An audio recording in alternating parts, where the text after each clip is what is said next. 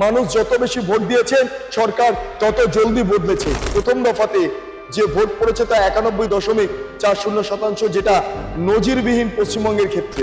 আপনি কি ভোটের পার্সেন্টেজ জানেন? আমি আপনাকে বলছি যে ট্রেন্ড 90% ভোট পোল হচ্ছে। কোনো হিন্দু বাড়িতে নেই, কোনো হিন্দু বাড়িতে নেই। সে বাঙ্গালোর, কর্ণাটক, গুজরাট সব জায়গা থেকে এসে ভোটিং করে। ও মেয়েদের মধ্যে ভাতার থেকেও বড় কথা সুরক্ষা।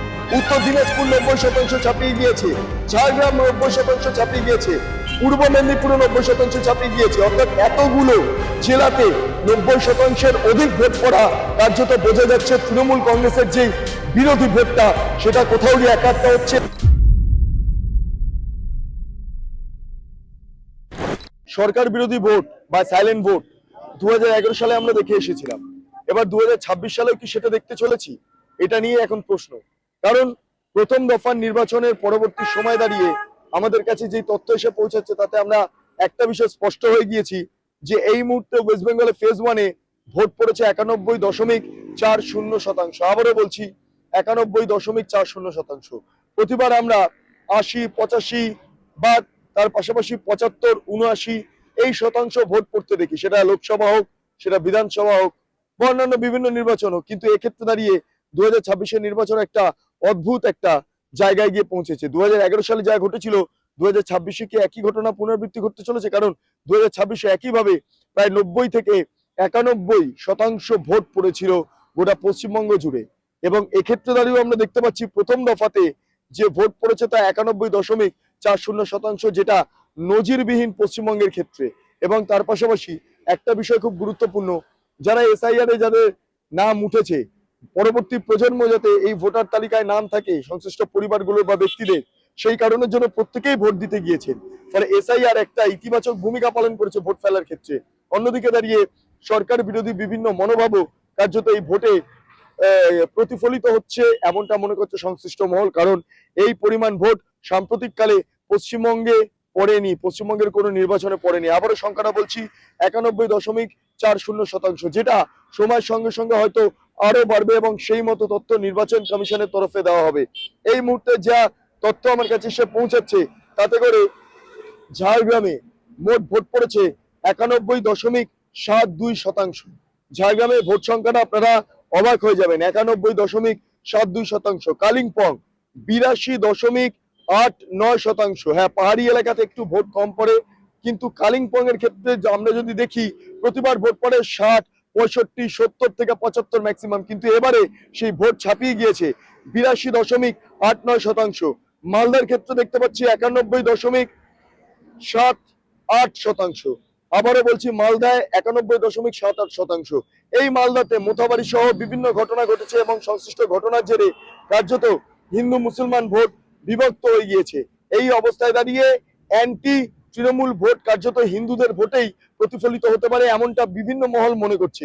এই আবহে দাঁড়িয়ে 91.78% ভোট মালদাতে পড়া তৃণমূলের কাছে মাথা ব্যথার কারণ হয়ে দাঁড়াতে পারে। অন্যদিকে দাঁড়িয়ে মুর্শিদাবাদ, এখানেও খুব তাৎপর্যপূর্ণ ভাবে মুর্শিদাবাদ জানেন যে এই মুহূর্তে হুমায়ুন কবির তার মতো করে খেলছে, মিম তার মতো করে খেলছে, সিপিএম তার মতো করে খেলছে, বিজেপি তার মতো করে খেলছে, কংগ্রেস তার মতো করে খেলছে এবং তৃণমূল কংগ্রেস তার মতো করে খেলছে।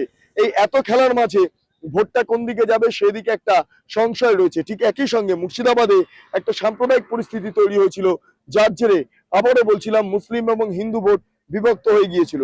এই আবহে দাঁড়িয়ে মুর্শিদাবাদে খুব উল্লেখযোগ্যভাবে ভোট পড়েছে 92.70%। আবারও বলছি 92.70%। মুর্শিদাবাদেও এত ভোট কাস্টিং হতে সাধারণত দেখা যায়নি সাম্প্রতিককালে।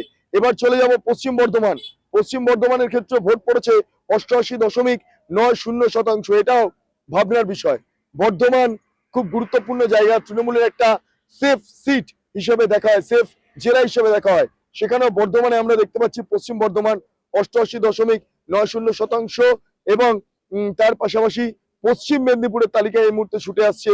পশ্চিম মেদিনীপুরে ভোট পড়েছে তাৎপর্যপূর্ণভাবে। পশ্চিম মেদিনীপুরে এই মুহূর্তে কিন্তু ডিডব্লিউ এরিয়ার মধ্যে আর নেই, মাফ করবেন, এলডব্লিউই এরিয়ার মধ্যে নেই, অর্থাৎ লেফট উইং এক্সট্রিমিস্ট এই এরিয়ার মধ্যে এই মুহূর্তে এই পশ্চিম মেদিনীপুর বা তার পাশাপাশি ঝাড়গ্রাম নেই। কিন্তু এইখানে দাঁড়িয়ে আমরা যদি ভোট সংখ্যা দেখি 91.66%। পূর্ব মেদিনীপুর শুভেন্দু অধিকারীর গড়, অধিকারী পরিবারের গড় 16টি আসন রয়েছে। শুভেন্দু অধিকারী বলছেন 16টির মধ্যে প্রায় 15 থেকে 16টি আসনই গ্রাস করে নেবে বিজেপি পদ্মফুল। এই আবহে দাঁড়িয়ে পূর্ব মেদিনীপুরে ভোট পড়েছে উল্লেখযোগ্যভাবে 90.16%, যেটা সাম্প্রতিককালে পড়েনি, সেটা শুভেন্দু অধিকারী স্বীকার করে নিয়েছিলেন। একবার শুভেন্দু অধিকারীর এই ভোট সংক্রান্ত বিষয় নিয়ে কি বলেছিলেন একবার শুনে নিন। আপনাকে বলে দিচ্ছি, মহিলারা এবং হিন্দুরা একজোট হয়ে ভোট দিচ্ছে। আমি কখনো দেখিনি বেলা 12টার সময় 60% ভোট পড়ে গেছে। আপনি কি ভোটের পার্সেন্টেজ জানেন? আমি আপনাকে বলছি যে ট্রেন্ড 90% ভোট পোল হচ্ছে, কোনো হিন্দু বাড়িতে নেই, কোনো হিন্দু বাড়িতে নেই। সে বাঙ্গালোর, কর্ণাটক, গুজরাট সব জায়গা থেকে এসে ভোটিং করছে। ও মেয়েদের মধ্যে ভাতার থেকেও বড় কথা সুরক্ষা। তারা তো জানে 1500-এর জায়গায় 3000 পাবো, কিন্তু সুরক্ষা চাইছে। আমাকে যে 25টা 20-22টা বুথে গতবারে ঢুকতে দেয়নি, আমি টার্গেট করে সেই বুথগুলোই গেছি। রাজারাম চক, নাকচিরা চর, মোড়, বঙ্কিম মোড়, কেন্দামারি, দীনবন্ধুপুর, একদম হিসাব করে মনুচকের বুথে গতবারে জানলা খুলে রেখেছিল। এবারে জানলা খুলে রাখতে পারলো না কেন? আমিরুল কোথায়? গর্ত ঢুকে গেছে। আপনারা শুনলেন শুভেন্দু অধিকারী বক্তব্য। এবার চলে যাবো পুরুলিয়াও মূলত বিজেপির একটা গড় হিসেবে দেখা হচ্ছে, এবং এক্ষেত্রে দাঁড়িয়ে পুরুলিয়াতে যে ভোট পড়েছে ফার্স্ট পেজের ক্ষেত্রে 89.22%, আবারও বলছি 89.22% ভোট। এটাও এই মুহূর্তে খুব ইম্পর্টেন্ট ভাবে উঠে এসেছে। এর পাশাপাশি উত্তর দিনাজপুরে যদি আমরা যাই, আমরা ভোট সংখ্যাটা দেখে অবাক হয়ে যাব। এখানেও দেখতে পাচ্ছি 91.74%। উত্তর দিনাজপুরের ক্ষেত্রে বিভিন্ন জেলা রয়েছে, যার মধ্যে রায়গঞ্জ খুব ইম্পর্টেন্ট জায়গা। রায়গঞ্জে বারবার দলবদল বা রায়গঞ্জে বারবার উপনির্বাচন, রায়গঞ্জ পুরসভার নির্বাচন না হওয়া, এগুলো একাধিক ক্ষোভ দানাবাঁধতে শুরু করেছিল স্থানীয় মানুষদের মধ্যে, রায়গঞ্জবাসীদের মধ্যে। কিন্তু উত্তর দিনাজপুরের সামগ্রিকভাবে যে ভোটের এই মুহূর্তে পরিসংখ্যান দেখছি, যেখানে ভোট পড়েছে, সাধারণ মানুষ ভোট দিয়েছেন, সেই সংখ্যাটা 91.74%। এরপরে চলে যাব আরো অন্যান্য জেলাতে। উত্তরবঙ্গের ক্ষেত্রে একটু যদি চলে যাই, আমরা দেখবো আলিপুরদুয়ারেও আমি অবাক হয়ে যাচ্ছি যে এত শতাংশ ভোট এবারে পড়লো কি করে। আলিপুরদুয়ারেও মূলত এই মুহূর্তে ফার্স্ট পেজে ভোট পড়েছে 90.26%। আলিপুরদুয়ারটাও এই মুহূর্তে খুব ইম্পর্টেন্ট। এরপর চলে যাবো বাঁকুড়ার ক্ষেত্রেও ভোট পড়েছে 91.32%, অর্থাৎ 90%-এর নিচে ভোট পড়েছে এমন খুব কম জেলা রয়েছে। 90% থেকে 90%-এর অধিক ভোট পড়েছে একাধিক জেলা এই মুহূর্তে আমরা খুঁজে পাচ্ছি। বাঁকুড়াতে আবারও বলবো 91.32%। এবার চলে যাবো বীরভূমের ক্ষেত্রে ভোট পড়েছে অনেকটাই বেশি, 93.25%। বীরভূম অনুব্রত মণ্ডলের গড়, সেখানে নকুলদানা, চপার, চরাম, চাবুক পেটা ইত্যাদি নিদান দেওয়া হয়। সেইখানে দাঁড়িয়ে আজকে আমরা দেখতে পাচ্ছি বীরভূমের ক্ষেত্রে ভোট পড়েছে উল্লেখযোগ্যভাবে 93.25%। এবার চলে যাব কোচবিহার, উদয়ন গুহের গড়। এই কোচবিহারে তৃণমূল কংগ্রেস রীতিমতো অ্যাগ্রেসিভ থাকে। এই কোচবিহারে বিরোধী দলনেতার কনভয়ের ওপর হামলা করা হয়। সেই কোচবিহারে ভোট পড়েছে দেখে অবাক হয়ে যাচ্ছি 94.08% কোচবিহারে ভোট পড়েছে। এরপর চলে যাব দক্ষিণ দিনাজপুর দেখে আমি আরো অবাক হচ্ছি, কারণ দক্ষিণ দিনাজপুরের সংখ্যাটা আরো অনেক বেশি। ভোট পড়েছে 94.50%।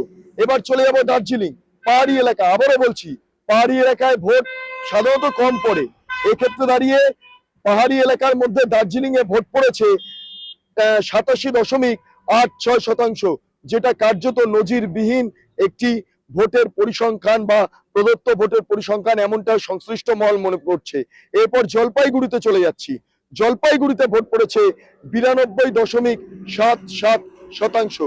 জলপাইগুড়ির এই ভোটও খুব উল্লেখযোগ্যভাবে আমরা চাক্ষুষ করতে পারছি। অর্থাৎ এই মুহূর্তে যদি আমরা দেখি, আলিপুরদুয়ার 90% ছাপিয়ে গিয়েছে, বাঁকুড়া 90% ছাপিয়ে গিয়েছে, বীরভূম 90% ছাপিয়ে গিয়েছে, কোচবিহার 90% ছাপিয়ে গিয়েছে, দক্ষিণ দিনাজপুর 90% ছাপিয়ে গিয়েছে, জলপাইগুড়ি 90% ছাপিয়ে গিয়েছে, মালদা 90% ছাপিয়ে গিয়েছে, মুর্শিদাবাদ একই 90% ছাপিয়ে গিয়েছে, পশ্চিম মেদিনীপুর 90% ছাপিয়ে গিয়েছে, পূর্ব মেদিনীপুর 90% ছাপিয়ে গিয়েছে, উত্তর দিনাজপুর 90% ছাপিয়ে গিয়েছে, ঝাড়গ্রাম 90% ছাপিয়ে গিয়েছে, পূর্ব মেদিনীপুরে 90% চাপিয়ে গিয়েছে, অর্থাৎ এতগুলো জেলাতে 90%-এর অধিক ভোট পড়া কার্যত বোঝা যাচ্ছে তৃণমূল কংগ্রেসের যে বিরোধী ভোটটা সেটা কোথাও গিয়ে একাট্টা হচ্ছে, এবং যত বেশি ভোট পড়বে তত বেশি তৃণমূল কংগ্রেসের মাথা ব্যথার কারণ হয়ে দাঁড়াবে।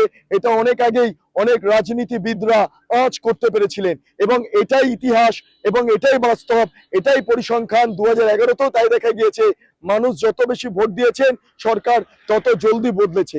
ফলে এই যে পরিসংখ্যান এই মুহূর্তে নির্বাচন কমিশনের তরফে দেওয়া হচ্ছে, এটাই কি মূলত সরকার পরিবর্তনের পরিসংখ্যান? সেদিকে অবশ্যই আমাদের নজর থাকবে, এবং কমিশন এরপরেও এইটার আপডেট পরিসংখ্যান আরো পেশ করবে আপনাদের সামনে। তারপর আপনারা বুঝতে পারবেন খেলা আদৌ কোন দিকে ঘুরে গেল। খেলা কি মমতা বন্দ্যোপাধ্যায়ের কোটে বল, নাকি না খেলা ঘুরে গিয়ে এবার একটু অন্যদিকে পরিবর্তনের দিকে কার্যত যাচ্ছে? এটাই মূলত আসল আলোচ্য বিষয়। যাই হোক, আপনারা যারা এই মুহূর্তে এই প্রতিবেদন দেখলেন, কমেন্ট সেকশনে আপনাদের মতামত জানান। আপনারা এতক্ষণ ধরে দেখছিলেন বেঙ্গল লিবার্টি। চ্যানেলটি ভালো লাগলে অবশ্যই লাইক করুন, সাবস্ক্রাইব করুন, শেয়ার করুন, বেল আইকন ক্লিক করুন www.bengalliberty.com। সেখানে ক্লিক করুন, সমস্ত খবর আপনাদের জন্য সাজানো রয়েছে স্বাধীন, কাঁচিন এবং গেরিলা সাংবাদিকতার পাশে দাঁড়ান। অসংখ্য ধন্যবাদ।